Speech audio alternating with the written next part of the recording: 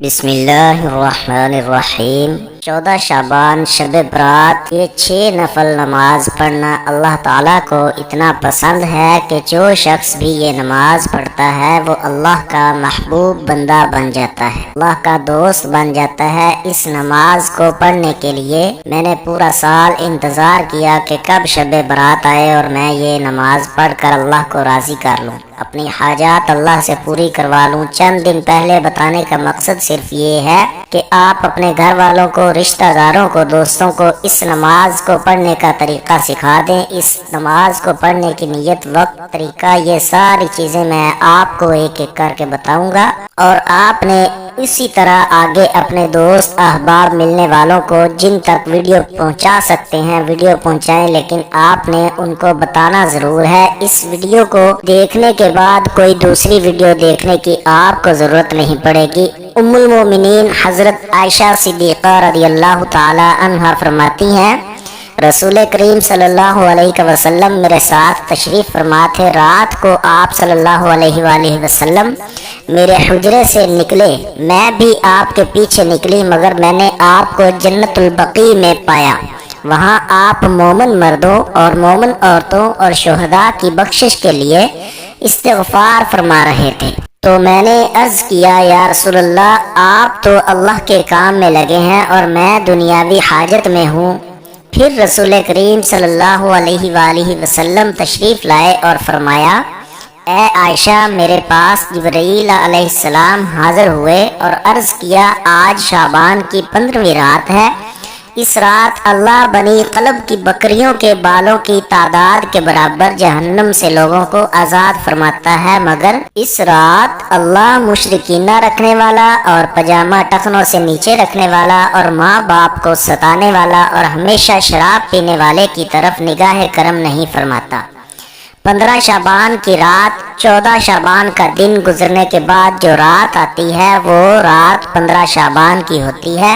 مغرب کے بعد اسلامی تاریخ بدل جاتی ہے۔ اسلامی مہینے میں 14 شعبان کا دن گزرنے کے بعد 15 شعبان کی جو رات آتی ہے اس رات کو شب برات کہا جاتا ہے۔ مغرب کے وقت سے طلوع فجر تک یہ رات شب برات کی رات ہے۔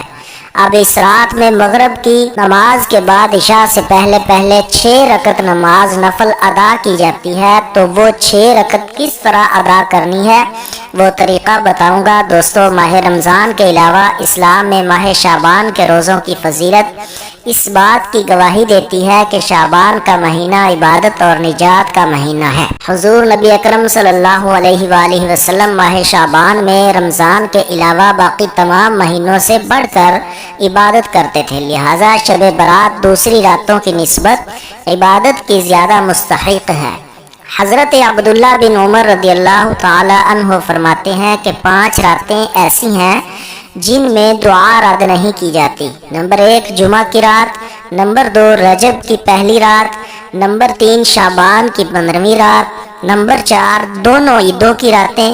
علامہ ابن تیمیہ رحمۃ اللہ علیہ نے شب برات میں عبادت اور قیام پر لکھا ہے کہ جب کوئی بھی انسان نصف شعبان کی رات کو اکیلا یا جماعت کے ساتھ نماز پڑھے، جیسا کہ سلف میں سے بہت سارے گروہ اس کا اہتمام کرتے تھے، تو یہ بہت خوب ہے۔ شب برات ایسی مبارک رات ہے جب اللہ عز و جل آسمان دنیا پر جلوہ افروز ہوتے ہیں، اور اس رات زندگی اور موت اور نجات اور مغفرت کے فیصلے ہوتے ہیں۔ اس رات اجتماعی طور پر خشوع و خضوع سے گھروں اور مساجد میں عبادت کرنی چاہیے۔ گھر میں برکت کے لیے اہل خانہ کو چاہیے کہ وہ بچوں کو ایک ساتھ بٹھا کر تسبیحات اور نوافل ادا کرے۔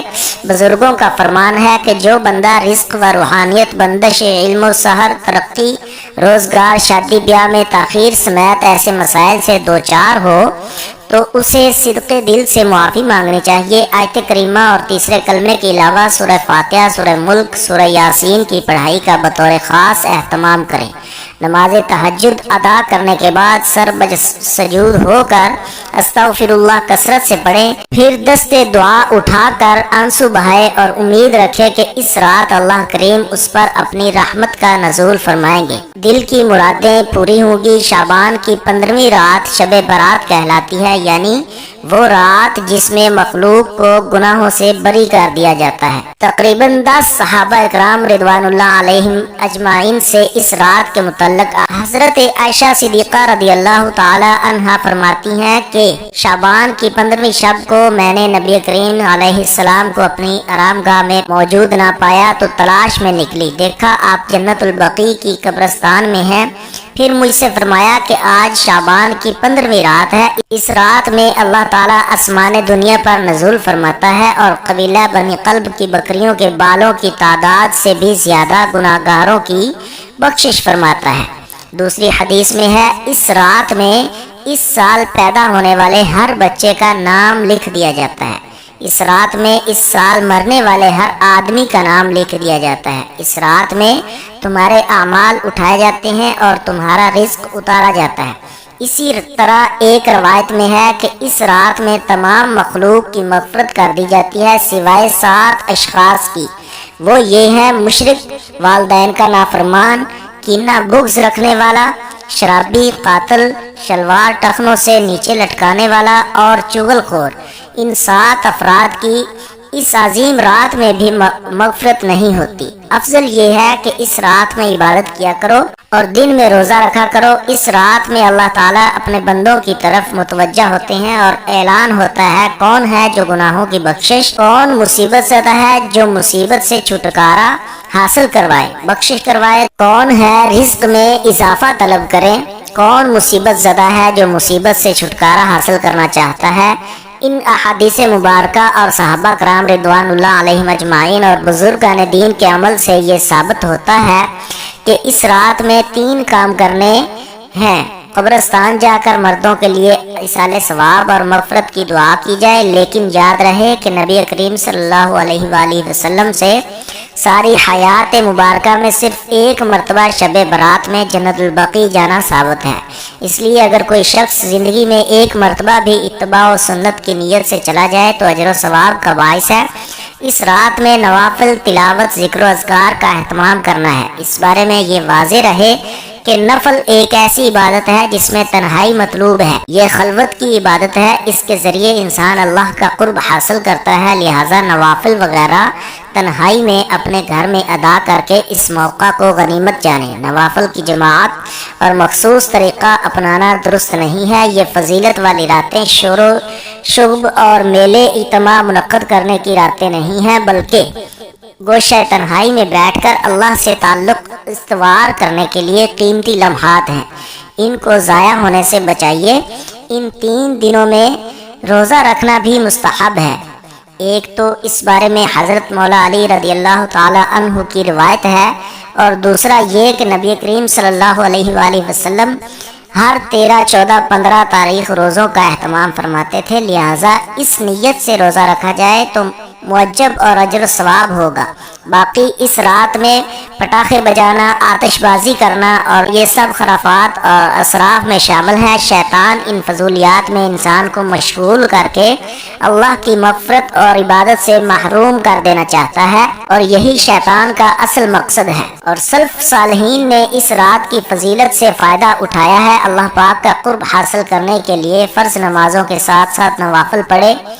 جو شخص فجر کی نماز ادا کر کے اللہ پاک کا ذکر کرتا رہے یہاں تک کہ آفتاب بلند ہو جائے، پھر 2 رکعتیں پڑھے تو اس کو پورے حج عمرے کا ثواب ملے گا۔ حدیث مبارکہ کا مفہوم ہے، حضرت ابو ہریرہ رضی اللہ تعالی عنہ سے مروی ہے، حضور پاک صلی اللہ علیہ وسلم فرماتے ہیں اللہ پاک نے فرمایا جو میرے کسی ولی سے دشمنی کرے اس سے میں نے لڑائی کا اعلان کر دیا، اور میرا بندہ جن چیزوں کے ذریعے میرا قرب چاہتا ہے ان میں مجھے سب سے زیادہ فرائض محبوب ہیں، اور نوافل کے ذریعے ثواب حاصل کرتا رہتا ہے یہاں تک کہ میں اسے اپنا محبوب بنا لیتا ہوں۔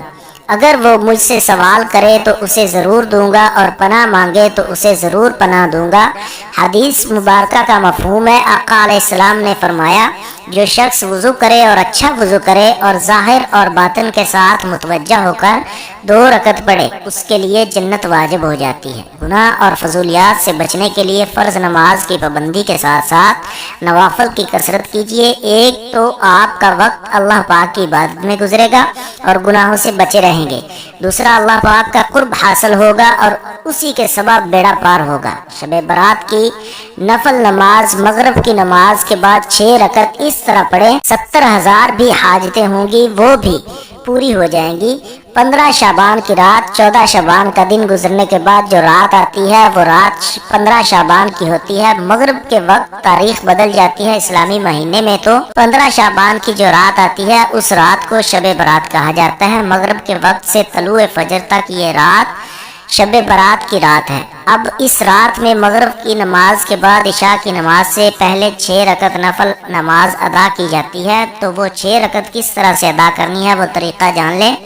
سب سے پہلے آپ مغرب کی نماز ادا کریں، کیونکہ وہ فرض نماز ہے، فرض نماز کے ساتھ ساتھ سنتیں ادا کریں، نوافل ادا کریں۔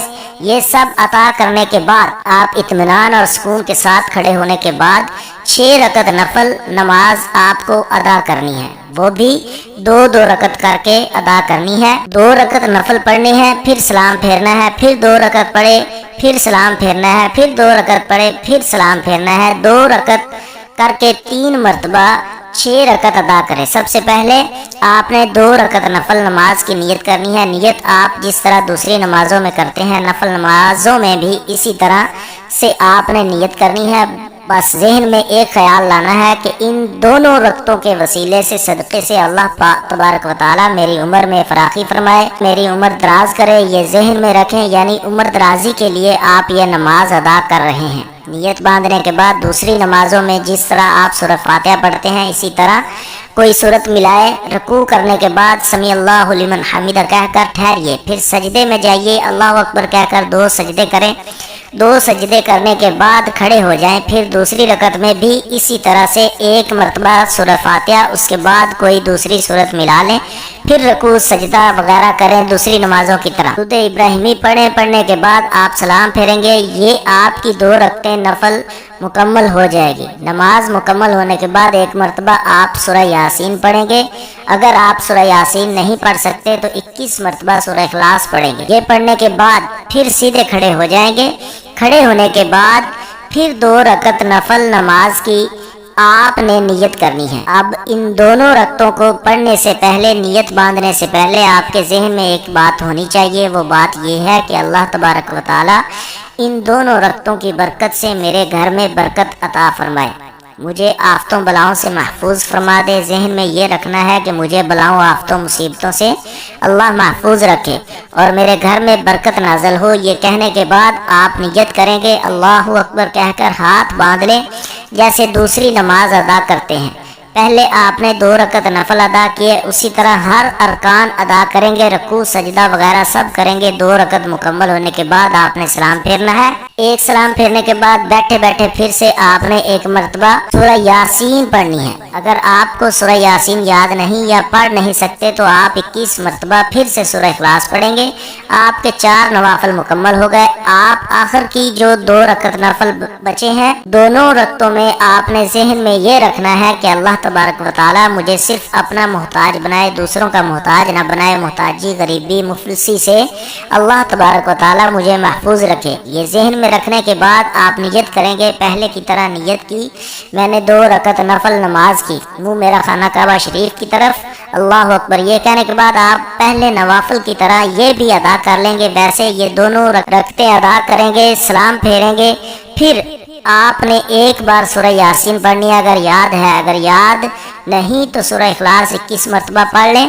اب آپ کی 6 رکعت نماز مکمل ہو گئی۔ یہ 6 رکعت نماز مکمل ہونے کے بعد آپ نے دعائے نصف شعبان پڑھنی ہے۔ اگر آپ کو دعائے نصف شعبان یاد نہیں ہے تو آپ سن بھی سکتے ہیں اور پڑھ بھی سکتے ہیں۔ دعائے نصف شعبان پڑھنے کے بعد آپ دعا کریں گے اور دعا میں ان 3 چیزوں کے بارے میں ذکر کریں گے کہ یا رب العالمین، ان نوافل کی برکت سے، شب برات کی برکت سے میری عمر دراز عطا فرما، میری عمر میں برکت عطا فرما۔ اس کے بعد دعا کریں گے یا رب العالمین، ان 6 رکعت نفل نماز کی برکت سے میرے گھر میں برکتیں نازل فرما اور مجھے آفتوں بلاؤں اور تمام مصیبتوں سے محفوظ فرما۔ اس کے بعد یہ دعا کریں گے، ان نوافل کی برکت سے مجھے محتاجی، غریبی، مفلسی سے محفوظ فرما۔ اس کے بعد جو بھی آپ کے ذہن میں دل میں ہے اللہ تعالیٰ سے مانگے۔ نوافل کی برکت سے آپ کی تمام حاجتیں بھی پوری ہوں گی اور اللہ تبارک و تعالیٰ آپ پر رحم و کرم بھی فرمائے گا، برکتیں بھی نازل فرمائے گا۔ دعا ہے کہ اللہ تعالیٰ ہم سب کو اس رات عبادت کرنے کی توفیق عطا فرمائے اور اپنے بارگاہ میں